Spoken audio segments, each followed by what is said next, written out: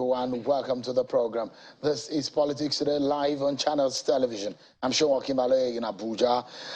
Let's begin straight away tonight by letting you know that it does look like the plane of the campaigns have suddenly and eventually taken off slowly, but it does look like the different political parties are making the moves and are making the impressions on their supporters in the same cities and across the nation. They are jostling in the same pool for votes. Tonight, we'll take a look at what happened in Lagos today. The women rally, according to the APC, they said this is just the tip of the iceberg, as they are ready to mobilize and ensure that their supporters go all out to vote for their candidates. This is some of the clips from the Lagos rally today in Lagos. From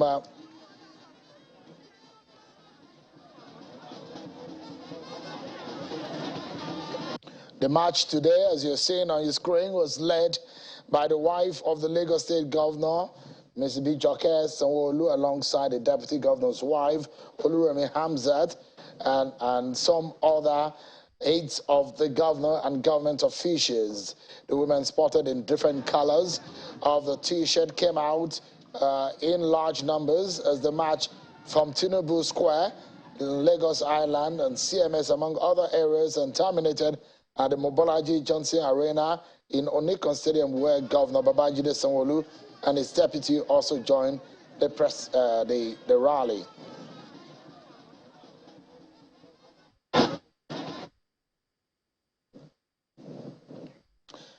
This perhaps is not going to be the first or the last that we'll be seeing on the streets of Nigeria. Lagos, for one, will be very busy, considering that the votes that are up for grabs in that state and the different political parties will want to have a bite. So we've seen over the weekend, also on the 1st of October, Labour Party members and supporters took to the streets of Lagos and several other cities across the country in what some had described as a show of force. Could this be a show of force on the side of the APC?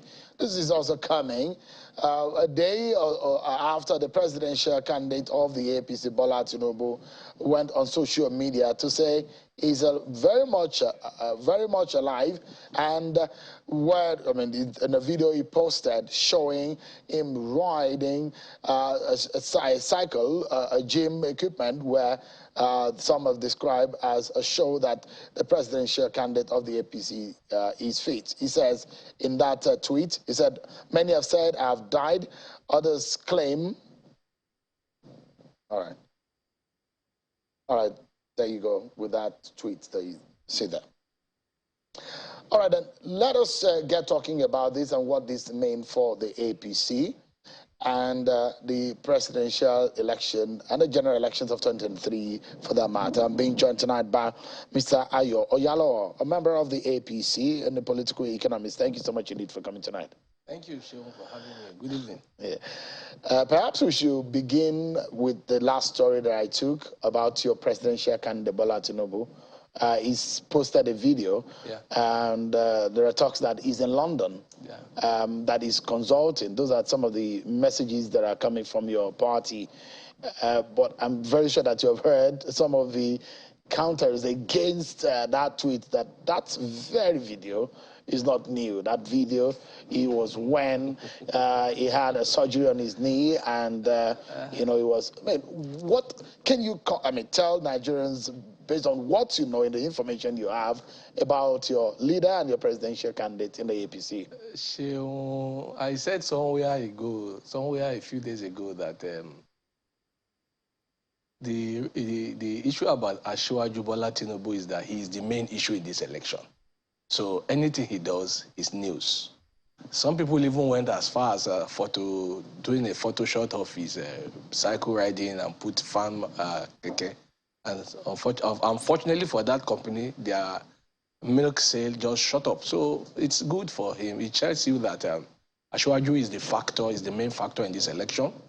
And apparently people will say whatever they want to say, but we are aware that The man, like I said, needed a few days off because the pressure on him is a bit too much, and he needed to rest because the campaign is pretty long. We have about 4 or 5 months to campaign before the general election, so he needs to ensure that he's not worn out by the unnecessary, or not unnecessary actually, but the show of love and camaraderie, too many people coming to see him. So yes, he needed to take that breather.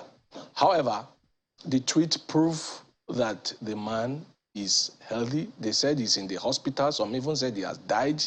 All manner of nonsense have been said about him, but I mean, that is him. Now he posted, now they say it's an old video. I'm sure even if he comes back now, some of them will tell us, oh, since we have the president being called Jubril of Sudan, maybe he will be called Michael of Cote d'Ivoire. We don't know yet, but the truth is, that is Asiwaju Tinubu for you. He said in that tweet, he said, many have said they have died. Others claim have withdrawn from the presidential campaign. Well, nope. This is a reality. I'm strong, I'm healthy, and I'm ready to serve Nigerians from day one. Hashtag BAT23. That was Bola Tinubu's tweet. What do you think could have led to this claim and this rebuttal from Bola Tinubu? Because he's not deaf, he's hearing all the things that have been said. That's an extreme, isn't it? No, it's not an extreme. If you are, I'm sure you have a Twitter account, show. You know all manner of things that have been said. So he reads these things. On Sunday, he was with us in the BAT space that was held.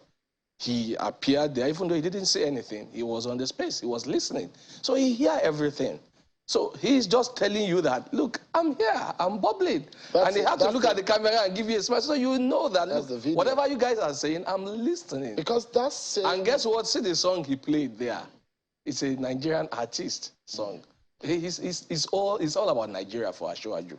It's all about because some of the arguments and some of the counters that came after these videos surfaced online was the fact that they seen him in this same, at the time that he went for, he was doing his therapy. But just a moment, that he was wearing the same set of clothes and pictures of him with other people with his same set of clothes in this same look, and perhaps those who are asking for the true state of his health had a right for asking. Did you see the shoes? The shoes he was wearing. If I can show you my phone, this clothes that they're talking about, there were different shoes he was wearing. Also, I also jog myself. I do exercise. I don't have to wear different clothes to prove anything to anybody. I wear the same thing because I jog the same day. I wear the same thing generally when I'm jogging, so it's not a big deal. It's in his house. So, and many people have this kind of equipment at home. I have, some other people have. So, wow, questions being raised over his... because it's the factor in the election. You see, 2 people dropped videos yesterday. Another person dropped a dancing video. Nobody's talking about it because it's not a factor.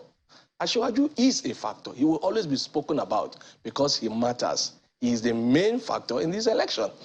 Let's go to the rally of today in Lagos. On the 1st of October, the Labour Party and the Obedient Movement said they were doing million-man rallies, and this looks to me like APC's own version, isn't it? We are respecters of Nigeria constitution and interest. October 1st is supposed to be a national day, so we would rather let Nigeria take the shine. We had a military parade, we had so many things happening. We don't think we should do that on October 1st. I honestly don't want to talk about these people because they are not my interest. My interest is... They're a factor too, aren't they? Well, to them, if they think so, it's good for them. They were announcing these things for months. They were charging themselves to pay money. Our women, I hope you know, these women are just Lagos Island women, just Lagos Island market women. We have not talked about the Ikorodu women. We've not talked about Ifakojaye, not Ketu, not Etiosa. We've not talked about Solere women. We've not even gone anywhere. And they didn't need to mobilize from anywhere.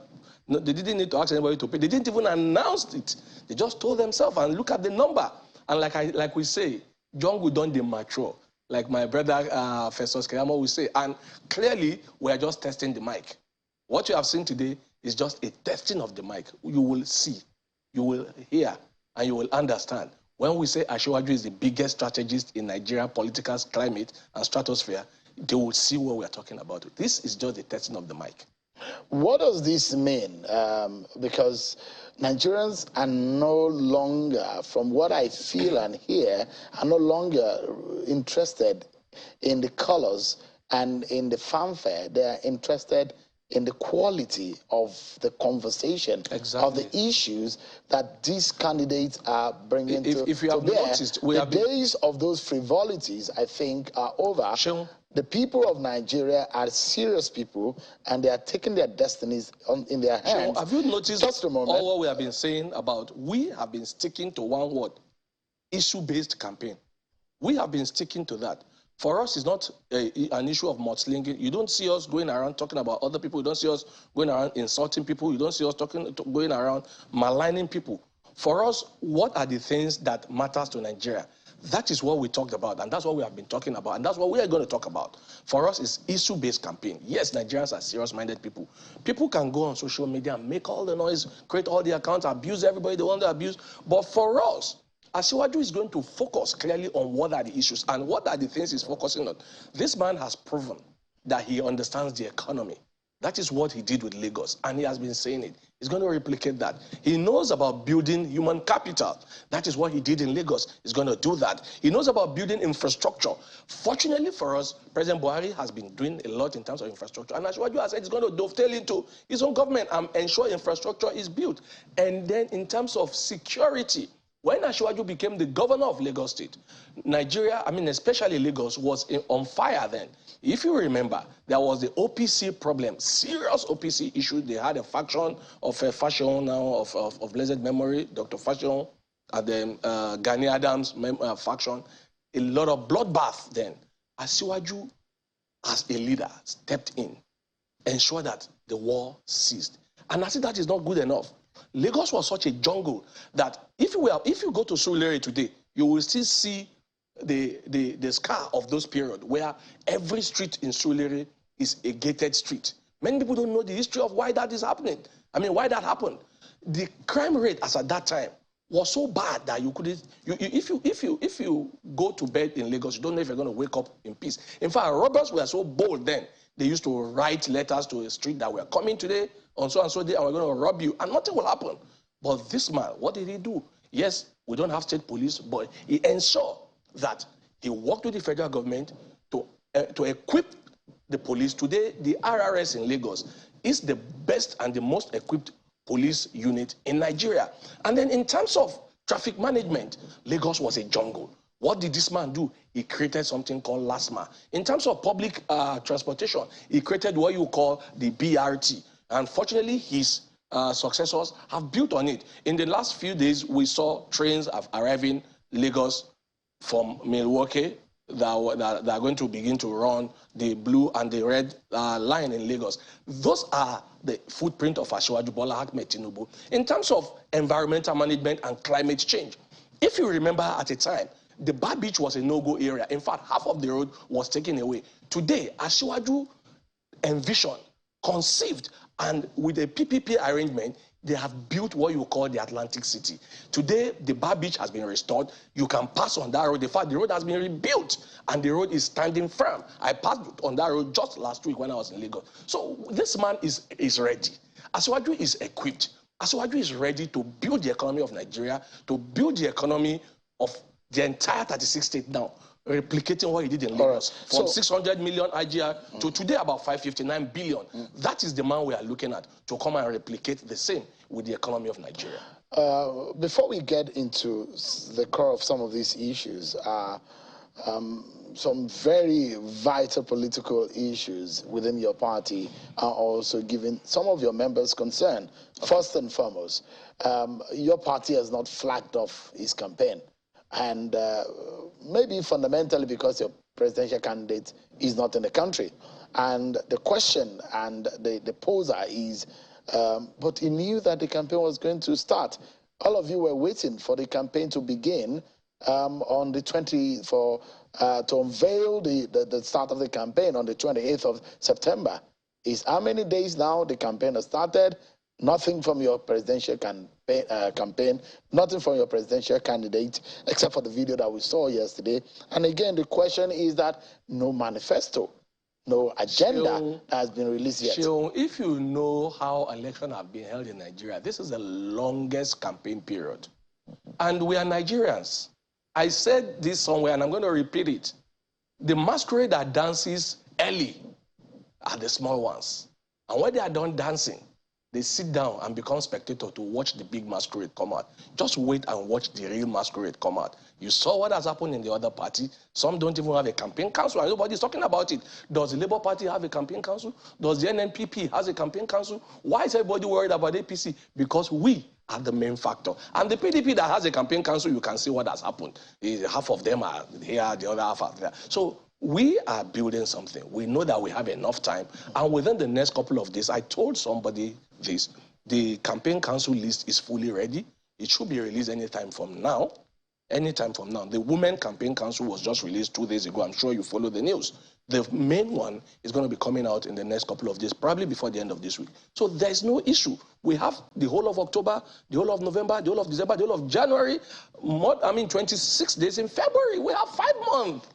I'm not the one that is in a hurry to No, and I'm telling you that it's not an issue Just for a moment. I mean, you said the masquerade, the big masquerade. The big masquerade is literally, or I mean, you're just. I mean, this is just a play on words. That it's not a play on words. We are Nigerians. Proverbs are part of our lives. Yeah. So, you are Yoruba. Proverb is part of your life. If you speak, you know that they said. Please let me say it in Owe that words are being written on. I mean, to ride on a word like a horse, because it is what will lead you to where you are going. So proverb is part of our life. It's not a play of word. It's the reality of what it is. So that Tinubu is the masquerade. It's the main masquerade. The smaller ones are dancing now. So we sit down and become spectator when the real masquerade. I hope when it comes out, it doesn't come out with a mask. That's a joke. But so let me ask you the question. And there's a lot of precedents. Yeah. And the reason why people may be skeptical about all of these things is that there is a semblance of what is happening now with your candidate in 2015 and 2019. And that your party says it's taking its time before you launch into the campaign. There are fears that just a moment. I want to understand the sitting president now. Yeah. Okay. Yeah, that how your party takes its time, and how it took almost 6 or so months to be able to form a cabinet, and those tendencies are emerging when you say you are taking your time and you want the masquerade to emerge. Is it the manner in which governance is going to be undertaking? Should your party wins the election? So you are mixing two things. I'm not mixing. I'm asking. This campaign is different from election. You see, if you are approaching, if you are approaching your campaign in this manner and you are taking your time, I mean, didn't your party take its time before you release cabinet members? Let me try and answer this question now. If you don't want me to answer, then don't ask now. Yeah, I'm trying to answer you. You see, the campaigns will start and end on the 26th, and then the election is on the 27th, isn't it? The winner will emerge in the next 2-3 days after then, right? So by 1st of March, we should know who the winner is, right? And you have March, April, May 29 to form a cabinet, to become the government. But in 3 months, the man will have formed his cabinet. He has promised Nigerians that he's going to hit the ground running. And I can assure you, we will not have 6-month hiatus to make a government. Then we were just a new party coming in. Today we are I think 12, 13, no, how many years is our party now? We were formed in 2013, right? So yeah, we're going to be 10 years by then. We are experienced enough. Let me deal that will not be the issue. Let me deal with you in the same coin in which you responded to my earlier question in proverb. There is a proverb in Yoruba language, and literally I will interpret it, which says that whatever will happen in the morning, it's from the evening of prior to that day that you already see it. And so, and I'm asking the question because we're looking at what has happened in the past, where your party has taken its time. Now your party is taking its time. The fear is for you now to tell Nigerians and convince them that your party is not going to go slow and your party is really ready for real business. Because we're going to rush. The business of Nigeria and governing Nigeria is a serious business. Absolutely. It needs immediate, so it is for you now to convince Nigerians. But I just explained to you now that we are going to have the winner declared maybe 1st, 2nd of March latest. Because I think the last one, when we won in 2015, the winner was declared after 3 or 4 days, thereabout. So I'm expecting around the same period. So which means you're going to have the entire March, April, May to put things together. Asiwaju will have done that before May 29. Should have done that. Almost immediately, the National Assembly seats, I think they normally come in the 1st week in June. I can assure you that the names for ministerial nominees should be ready, waiting for the National Assembly to sit in the 1st week of June when they come in. I can assure you that. I can assure you that. Okay. Let's go into issues. There are quick reference to Lagos State. Yeah. Each time you talk about Bola Tinubu. And for those who think Lagos is a different kettle of fish to Nigeria, yeah. The complexities are there. The ramifications of how to govern a state and a country are totally different. And you look at it, and Asiwaju and some of his friends within the APC have been the ones that have clamored, talked about the structure of this country, even before your party came into power in 2015. Is an Asiwaju that you know be ready to restructure Nigeria? Sure, many people just throw around words. Are you aware that the National Assembly has done a lot in terms of restructuring this constitution?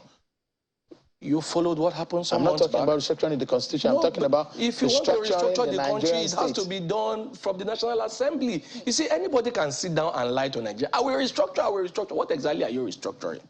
Through federalism and all those other issues. And those are issues that are paramount to Asiwaju's heart. And it will be done according to the law, not by his own fiat. He doesn't have the power to restructure. He will do what needs to be done. The National Assembly is there for you to present those areas that you feel in the Constitution needs restructure. And the APC has done a lot of work in that. I hope you are aware that Malam Nasir El-Rufai was made to lead a team, a committee that came out with a document for the APC in terms of restructure. So restructuring is an issue for us. But it's not something that you will come and lie to Nigerians. If 10 people sit down here today and talk about restructuring, if I ask you to ask each of them, what do you mean? They don't know. Restructuring is about the areas in the Constitution that are not aligned through federalism. For instance, even the North has come to the point where they say, okay, we must have state police. So it tells you that restructuring is not an event.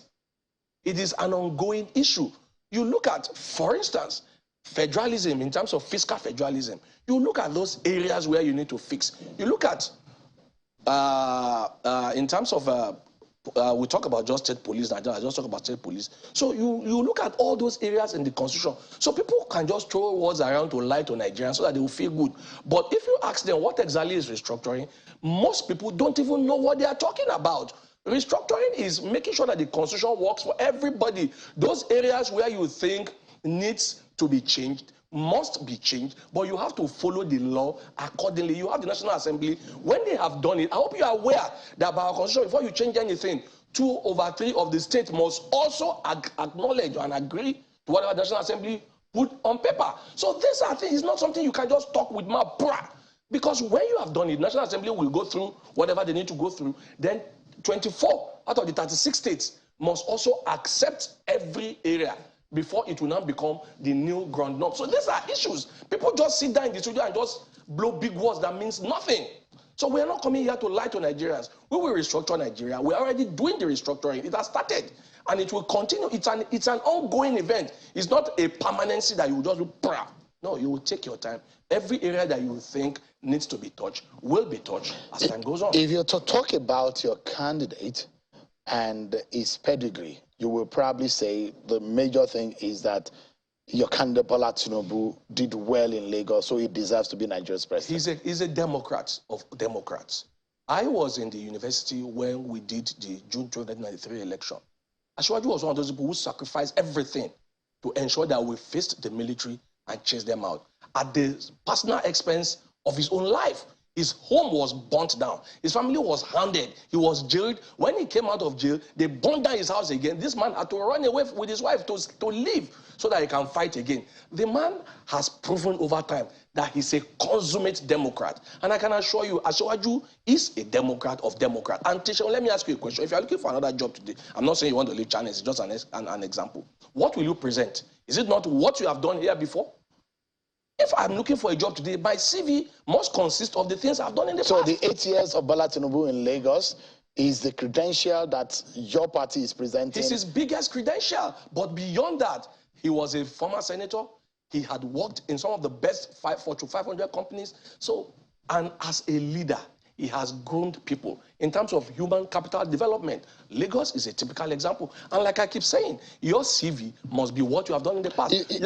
Let's put other people beside him. Nobody comes close. Yeah. It seems that there is a modeling of the issue. So when they refer to the Bola Tinubu's 8 years in Lagos, people lump the Fashola days, Yeah, because Asiwaju did something that is very important. Is that fair to be able to lump all of... if you ask... In fact, people are even... No, if you ask my... See, the person you just mentioned today, Governor Fashola, former Governor Fashola, is my elder brother.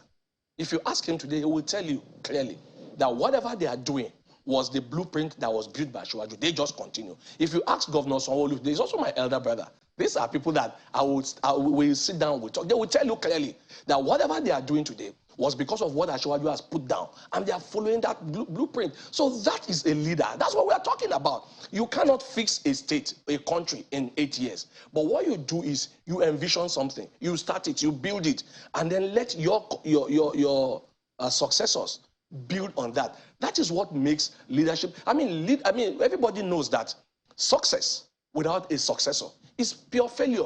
A leader that does not groom other leaders, you are walking alone. Like the Liverpool people will say, you should never walk alone. A leader must work with a team. That is the truth. So this man has built a team, and his team continues to work. And we want the same thing for Nigeria, because Nigeria does not have a proper recruitment system. If this man becomes our president today, and he will by the grace of God, when he becomes a president, there will be a blueprint for Nigeria. That even if his 8 years does not conclude that blueprint, because you can't conclude in 8 years, you are sure that the next people coming will build on that. That is the Asiwaju we are talking about. Thank you so much, Ayo Yalo, for coming tonight. Thank you, Shehu, for having me. You touch on sports. You know, I cover sports for several years. And there are some of my friends and my younger brother who are Manchester United fans. When you talk about successor, and when we wonder what happened after Sir Alex Ferguson left Manchester United, they were beating Blue Black yesterday, 6-0, 6-3. That was how it ended. Yeah, when you talk about success without successor. That is it. Would you say Alex Ferguson was not a success? Somebody from the inside. You see, no, let me say this. I just wanted to. Left. He built somebody called Mikel Arteta. There was a hiatus in the middle. But today, Mikel Arteta is sitting pretty on top of the EPL. You're going to an area that you and I can debate for forever, because that's another interest area for me. Thank you so much, Ayo, for coming. I wish you and your party the very best. We take a break, everyone, and when we come back, Nigeria is in search of a new leader. Muhammadu Buhari of the APC will conclude his term of a second tenure in office, and another leader will emerge in the next few months as Nigeria goes to the poll. Who will the leader be? In search of a leader, we'll be speaking with one of the presidential candidates in the 18 that have listed for the presidential election in 2003. Stay with me, everyone, but first, we serve you some of your political round of stars.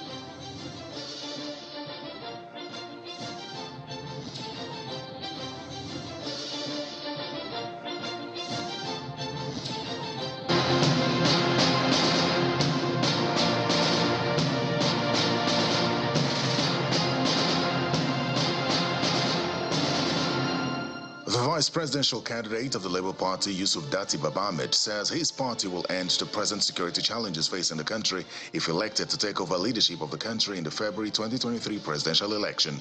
He made the promise during an interview with selected journalists in Sokoto, where he expressed confidence that the party will win the presidential election in 2023.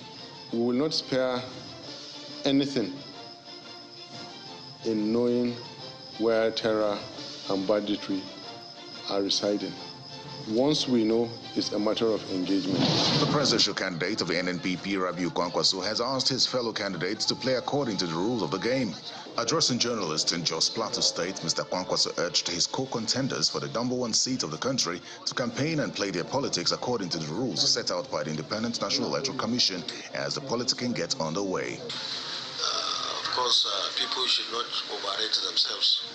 I know there are people who believe that the presidency belongs to them, and therefore they have to take it. The organized labor in Nasarawa State has endorsed Governor Abdullahi Sule for second term in office. Members of several unions expressed their opinions during a rally in Lafayette, the Nasarawa State capital.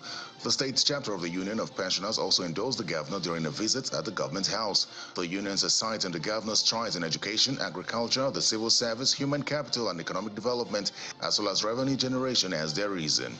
The support is geared toward appreciating the laudable projects and programs embarked upon by the present administration and our desire for His Excellency to do more.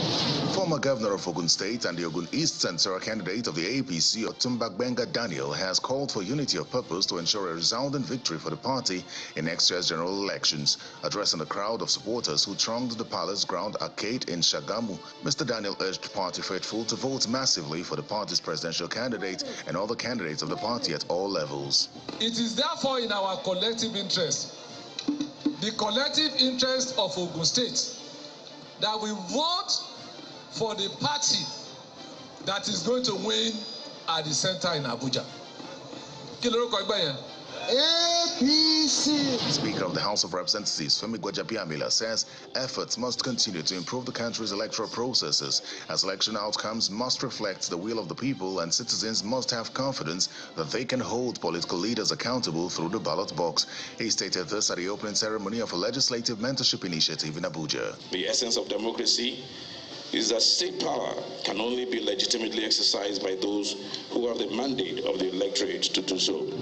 The People's Alternative Political Movement is urging candidates contesting in the 2023 general elections and their political parties not to overheat the polity through divisive tendencies. The convener of the group, Comrade Jai Gaskia, made the call while briefing journalists in Abuja.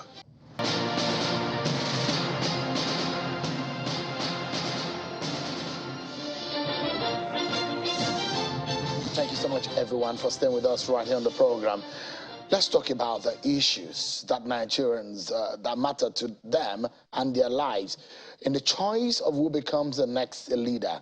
Tonight, I'll be talking to, he has the appearance of a young man, and perhaps on the platform of the Young Progressives Party, YPP, the presidential candidate of the YPP, Mr. Malik Ado Ibrahim, joins me live here in our Abuja studio. Thank you so much indeed for coming tonight. Thank you, Shem. Thank you. They say that the young people will determine the 2023 election. Your party has young in its name.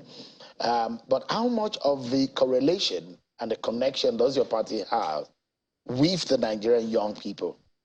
I think the fundamental aspect of this is that we are actively in search of a common dialogue between ourselves and the youth of this nation. What do they want? What do they aspire to be? And I believe that the Young Progressives Party, even our chairman is a young chairman, present a very strong appeal to them, because we are talking about measures that matter to us today. The past is great, history is wonderful, but what are the visionaries of tomorrow going to be talking about? And the Young Progressives Party has that kind of leadership, whether at the senatorial level, governorship level, or presidential level. There are some questions that have been asked of some other political parties, and perhaps that is also relevant to your party, is whether or not your party has a structure, the requisite structure, to win a presidential election in this country. Yes. You know, the word structure makes you believe that there's some sort of a building that has been built and everybody's going to sort of fill that in, and it's something that's well oiled and it works. The truth of the matter is that if the parties that got the top 2 votes last year, APC and PDP, last cycle, did so well with these structures, how come only 15 million people voted for the leader? 13 million for the second place. The structure should be able to galvanize 50% of the population. The people are the structure. We're just not giving them the messages. And I believe with what YPP is about to do, we want to take the messaging to the people. We want them to have dialogue with the leadership. And that is the structure we're going to build. It's got to be viral. It can't be some kind of a process that you just put up saying, you know, we're here, we're going to win, and that's it. We believe we're going to shock and awe the system in 2023. When you say shock, what exactly do you mean by that? Well, because the hymn sheet has never changed. Everybody's done the same thing from 1999 to today. You have your rallies, you have all this promises, but content, very short. Examples, very short. You can only talk about what somebody did in a state or what somebody's going to do. We've nobody running today. Nobody has ever been president of the Federal Republic of Nigeria. So we have, at this moment, a watershed moment. And at YPP, we believe we have the best and the brightest coming forward. And we intend to show that by communicating directly with the people. Our structure is different. The way we're presenting ourselves is the structure of the people, the young people of Nigeria. And that is close to 100 million people, or even not more than 100 million people, that are ready to go and vote for a leader that they can believe in. I will not go into too many issues. I'll just pick three of them that I think are fundamental for changing the face of this country. If anyone who wants to become a leader is serious about changing the status quo or improving on the state of the polity. Now, first and foremost is security. Yes. You've told me in an interview here before that you have what it takes to fix Nigeria's security. Yes. You think that having worked outside of this country in some sectors gives you the understanding of the security challenges of this country. But today, that time you couldn't campaign, today you can. Yes. And we'd like to know, how would you fix the security problem of this country? You know, we are still stuck in a 1980s footing. In those days, Nigeria went to war to liberate countries like Liberia and Sierra Leone. We had the weapons of war, we had the numbers. Today, we're facing an asymmetric warfare. We're fighting our own people. The people we're fighting are not tooled like the federal government should be tooled. They don't have an air force, for example. We should have air superiority. We should be able to dominate the skies. The fundamental issues are we're not prepared to do that. We haven't retooled since 1980. And that way, right now, we're finding ourselves trying to find a format, something that works. We're going from Super Tucanos to F-17s to everybody's got something. There's no plan. And coming into this, as a military man myself, as somebody who's worked in the military-industrial complex, built systems, understand the value of planning and execution. I've done this, and I'm doing this for other countries. I've been asked to come in and help put together plans for resolving similar issues that we have in this country. It's not because nobody knows what I do outside, it's because nobody knows what I do inside Nigeria. So there is a plan. There's a motive to change, certainly, the air superiority that Nigeria should have. It's not about super to So are we going to be buying more, or we're going to be making ourselves? I don't think it's a question of what we're going to, making something, is what we're going to use. For example, I like the idea of using drones. They are safe. They can be built in Nigeria. We can localize the production. But what drones give you is what we're not qualified to do tomorrow. We cannot train our pilots quick enough to be able to fly night missions. We don't have thermal imaging. We don't have the weapon systems. We haven't got night vision capability.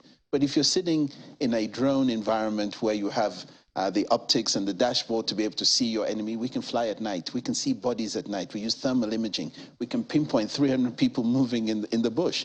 The enemy knows we don't fly at night. So when do they do their mischief? At night. We've got to change this thing up, and we keep going back the same way. Your enemy knows that you can't fly at night. They know you're using heavy helicopters. They give thunderous noise, and they hear you coming, and they lay low. The preparedness, the architecture of Nigeria can be changed overnight with somebody who has that ability. And I assure Nigerians that what we are bringing to the table under a YPP-led Malik Ibrahim administration is one that puts the future first. We are going after the enemy. We don't have to, this is our country. They can't come and disrupt. A few people disrupting the many. And so the forcefulness of the kind of intervention we want to have is modernity. It's clever. It's smart. It's using power at the brute power doesn't work today. You have to think smart, act smart, and that's why Ukraine can do what it's doing to Russia. Young men and women, 21-year-olds flying drones, destroying tank columns, taking out cities. Ukraine doesn't have an air force. It can't fly at night, but it's using what it has. Turkish drones, the Bayraktar drone is now world famous. Nigeria can do the same thing, and we have the technology to do that. I know that we're retooling in that direction, but we're not retooling fast enough. And the kind of person that I am is I'm definitely somebody who's result-oriented.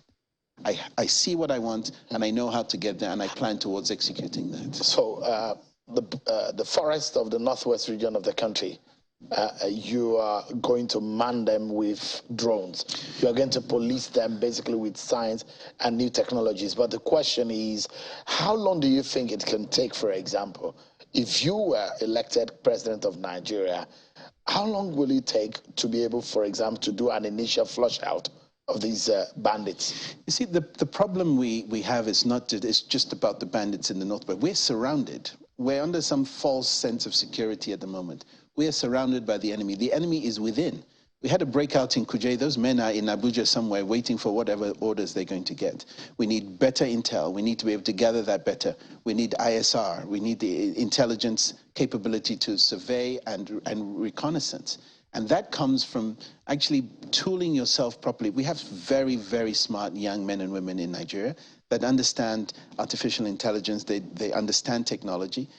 Putting them to play is not difficult, but you have to have the enabling environment for that to happen. You have to have leadership that can take you there with a plan, because just buying things and putting them on the ground doesn't work. We have Super Tucanos that cannot fly.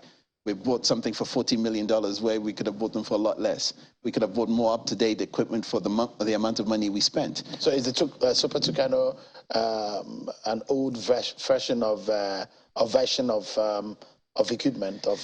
Well, the Super Tucano is a propeller aircraft. It is agile, but it is slow. It has been used in countries like Colombia and sometimes in Iraq where you have insurgency, but that insurgency is in an open play. We have a different kind of need, and I would have told us a lot better. We spent $40 million per aircraft on an aircraft that is, ancient. It's a crop sprayer that has been modified to have warlike capabilities, when we could have bought F-16s or F-18s and even maybe pushed for F-35s. But the US law, the Leahy law, does not allow Nigeria to buy high-tech equipment. We could have gone to countries like Turkey, the same way Ukraine did, and bought non-ITAR equipment so that we can prosecute the war. And I also say this, Nigeria should be in charge of its military-industrial complex. We must build our own weapon systems. We should not be dictated to. And if you're doing this, you create jobs, you create understanding, you create patriotism. These are the three main elements that our military men, brave men and women, need to have. They need to know that when something breaks, we can fix it. You're talking as though you're going to sort of rebuild or refashion the military. The fundamentals are there. DICON was built, the Defense Industry Company of Nigeria was built. It's in Kaduna. It's not producing what it can do. And during the Abacha era, we were producing 9mm pistols. The DICON setup was so that if Nigeria produced small arms, the 9mm pistols, the rest of ECOWAS would not even be importing 9mm weapons. It would stop weapons proliferation into West Africa, and this would have given Nigeria some strength internationally. We haven't done that. And these are the kind of elements, so I think, where we have an industrial complex that is probably being used by 10% of its capacity. We can do more, we can employ more, we can give more confidence to our people, and we have something that nobody can take away. Because at some point, they'll tell you cannot buy that weapon, or it's your human rights issue is not going to allow you to do these things. We got to put Nigeria first, and we got to put our men and women that are at the forefront of this, at very best, in a way that they can feel that the country cares about them. Now, let's go into the issue of the economy.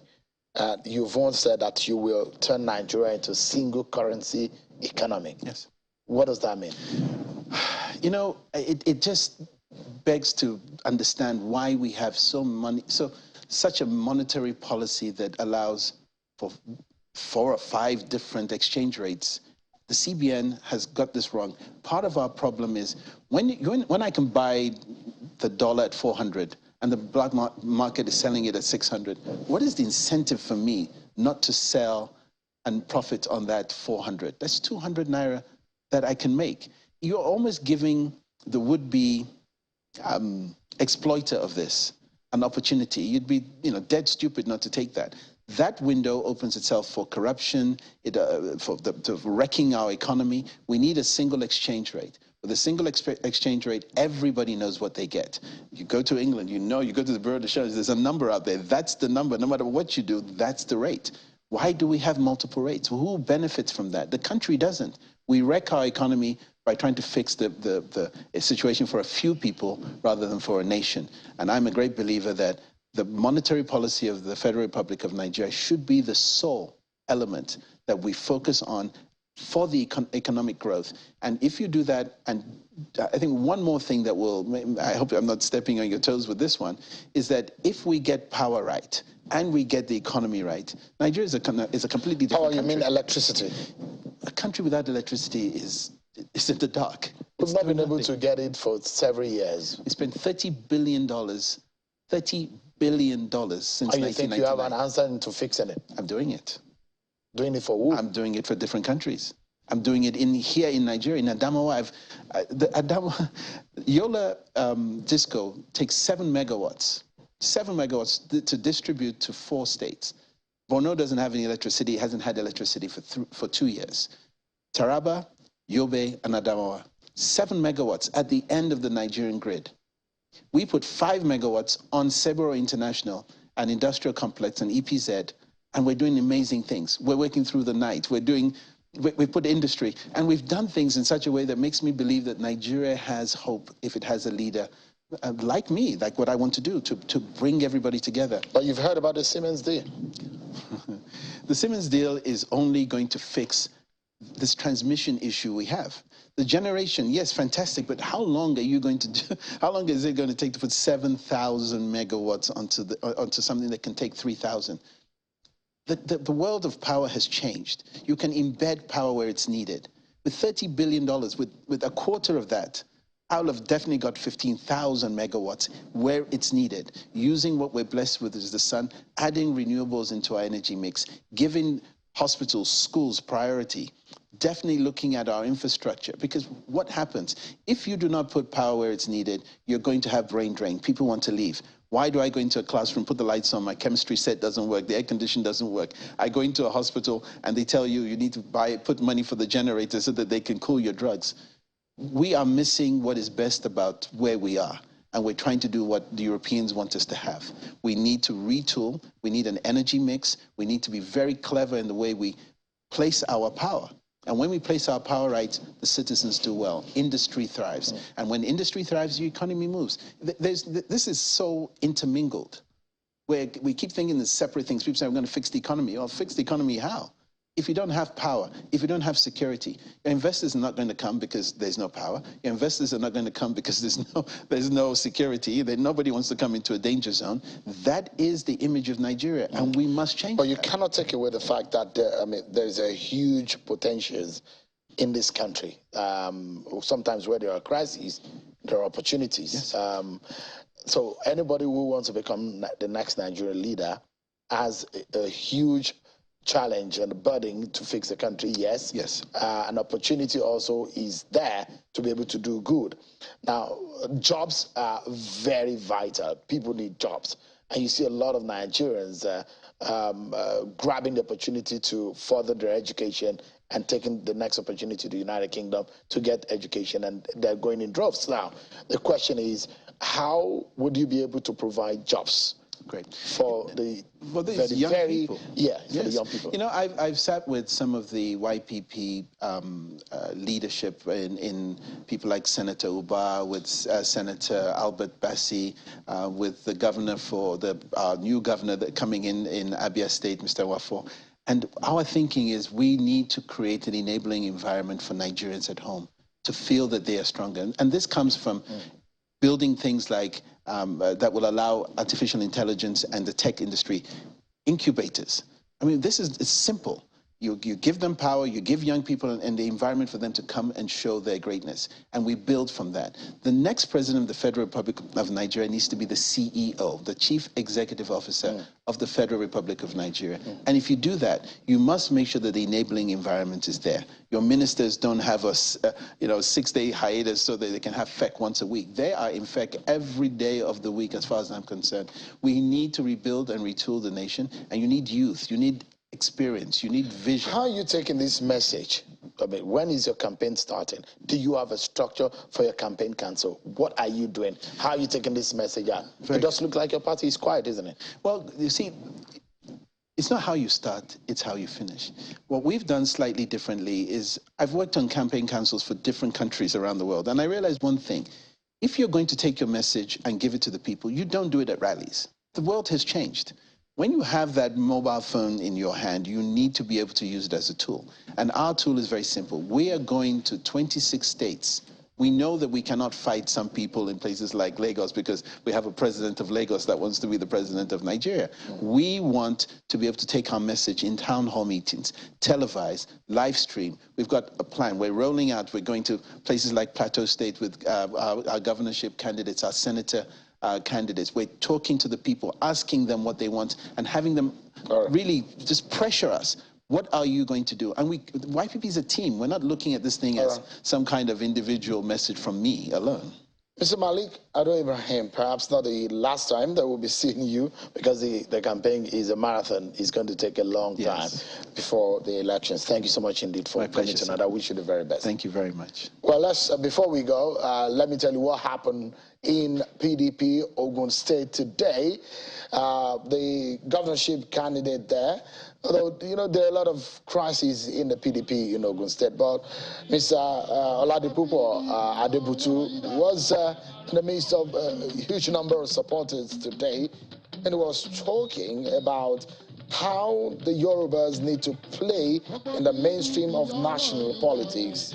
He was talking to PDP supporters and campaigning for Atiku Abubakar, the presidential candidate of the PDP. Take a listen to him. A lè dá ilẹ̀ Yorùbá kúrò ní mainstream Nigeria. We cannot take Yoruba land out of the mainstream of Nigeria. Yoruba land must remain, and I want to be quoted, in the mainstream of Nigeria. And PDP is the party that can take you to the mainstream of Nigeria. Tí ẹ bá gbọ́ tí n bá sọ slogan mi, a ní ṣé làdó one, because it is in one Nigeria I, like Adebutu, believe. Gbogbo àwọn tí wọ́n ń lanu tó ń lanu ẹni àwọn yìí, kò sí tó lè dúró dogun nu wọn.